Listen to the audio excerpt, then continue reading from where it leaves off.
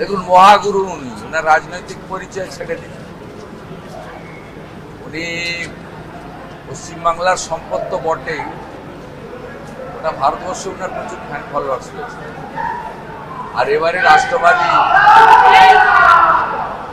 হসপিটালে নয় না, রাষ্ট্রবাদী সরকার আনার পিছনে ওনার কন্ট্রিবিউশন রয়েছে।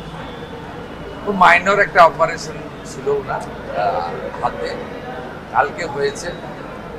উনি এটা খুব নীরব রাখতে চেয়েছিলেন, যাতে এটা নিয়ে কোনো প্রচার হইচই না হয়। এবং আমি জানতাম, উনি আমাকে বলেই ছিলেন, আমাদের কয়েকজনকে উনি বলেছিলেন, আমাকে শ্রমিক দাস বেঞ্জামিন বলেছিলেন। তা আজকে আমি দেখে গেলাম, এখানকার পিয়ারলেসের ডাক্তাররা খুব ভালো ওনাকে সার্ভিস দিয়েছেন, ইজ 100% ওকে। এবং